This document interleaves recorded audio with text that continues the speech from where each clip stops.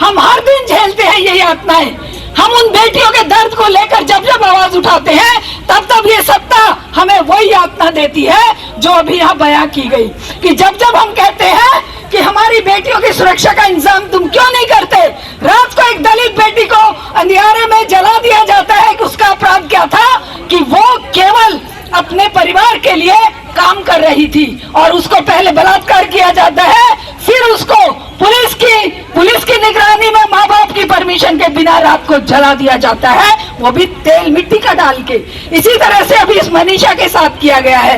कहां कहां गिनाए, और हत्यारे इतने बेखौफ है, क्यों नहीं होंगे बेखौफ।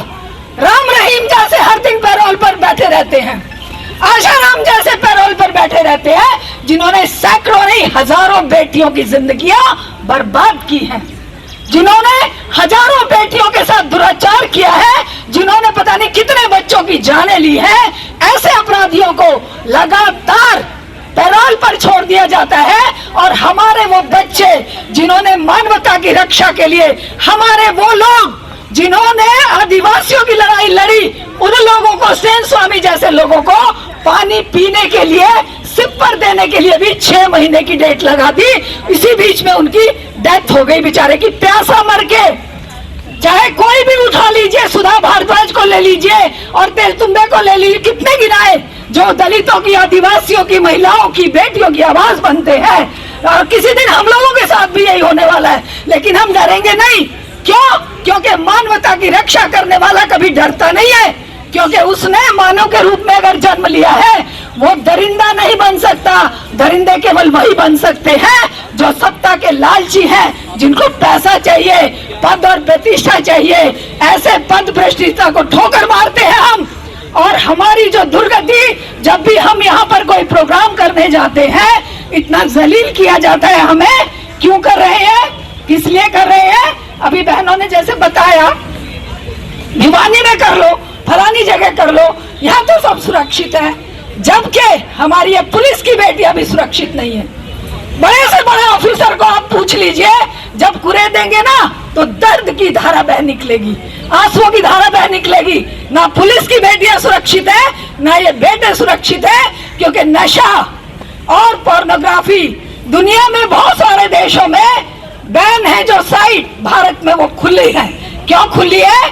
क्योंकि भारत का जो पूंजीपति वर्ग है, जो सत्ता में बैठा है, सत्ता में कोई मोदी, राहुल या कोई और नहीं बैठा है, यहाँ वो वर्ग बैठा है जो हमारे युवाओं को बर्बाद करना चाहता है, हमारी बेटियों को, हमारे बेटों को, जिससे कि अपराधी बने, वो नशेड़ी बने और जेलों के अंदर ठूस दिए जाए और इनकी लूट जारी रह सके। और ये जो इनके मैनेजर हैं, जो सत्ता में बैठे हैं, चाहे वो केजरीवाल थे, चाहे वो अभी हमारे माननीय प्रधानमंत्री हैं, और चाहे किसी भी स्टेट में कोई भी है, जो सत्ता में बैठा है वो जनता का रक्षक है ही नहीं, पूंजीपतियों का सेवक है। बेटियों का आज चाहे आप हाथरस की बेटी से लेकर आप ऊपर से शुरू हो जाइए, ऊपर जम्मू कश्मीर में आसिफा के साथ हुआ, उधर वहां पर इसमें बंगाल में डॉक्टर के साथ हुआ, उड़ीसा में सोमेश्वरी के साथ हुआ, हरियाणा में उस मनीषा के साथ हुआ, या दिल्ली कैंट में एक दलित बेटी को, 8 साल की बच्ची को किस तरीके से बलात्कार के बाद जिंदा जला दिया था। उसके लिए हमने आंदोलन लड़ा। तो कोई भी केस ऐसा नहीं है कि ये सरकार सीधे सीधे सजा दी हो। सजा केवल उनको मिलती है जिनके पीछे सत्ता की ताकत नहीं होती है। अब इसके निर्भया के हत्यारे और बलात्कारियों के साथ सत्ता की ताकत नहीं थी, इसीलिए उनको फांसी पर चढ़ा दिया गया। जिनके पास सत्ता की ताकत है उन्हें उम्र कैद करके और थोड़े दिनों बाद छोड़ दिया जाता है।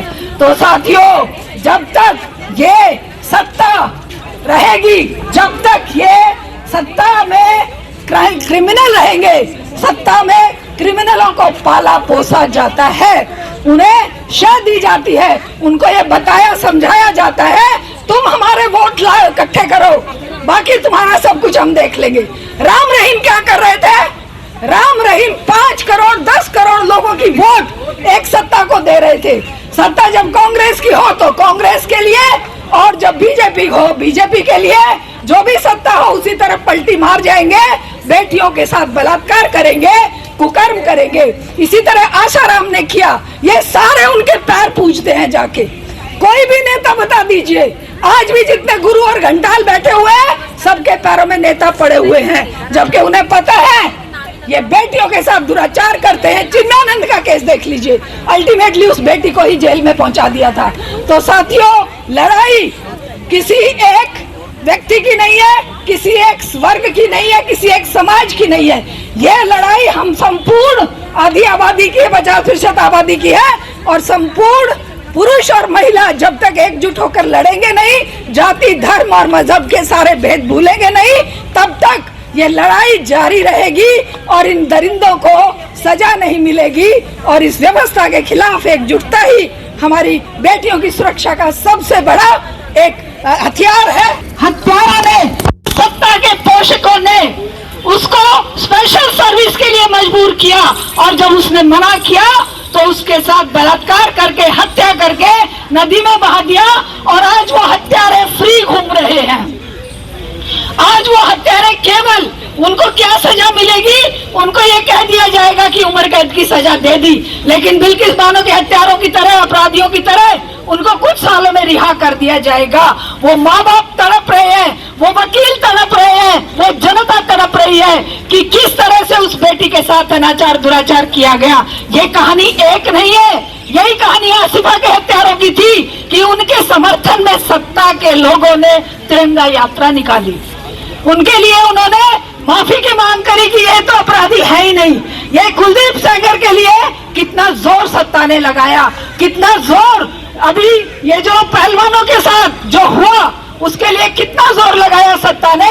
हमारे माननीय प्रधानमंत्री नई संसद के उद्घाटन में उनको सिंगोल के साथ लेकर बैठे हुए हैं, और उन बेटियों को यहीं पर हम भी घसीटे गए थे। उन बेटियों के साथ हम सब महिलाओं को घसीट कर कहीं बवाना, कहीं कापासेड़ा और कहीं कहीं जेलों में ठूस दिया, जो रात को 9 बजे। परिवर्तन के लिए जनता की जागरूकता, जनता का शिक्षित होना, राजनीतिक सामाजिक चेतना होना जनता में जरूरी है।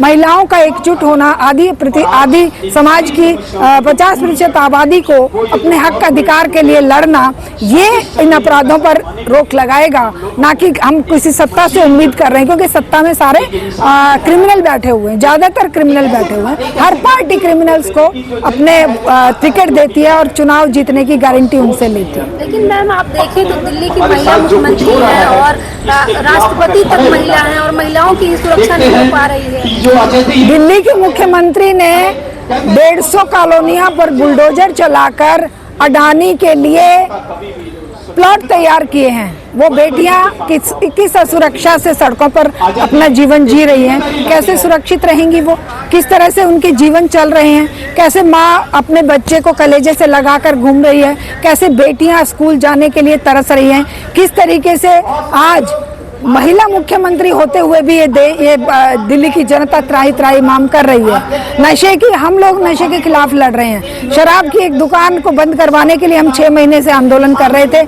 हमें कहा गया कि बीजेपी दिल्ली में सत्ता में आएगी, शराब की दुकान बंद हो जाएगी, और खोल दी।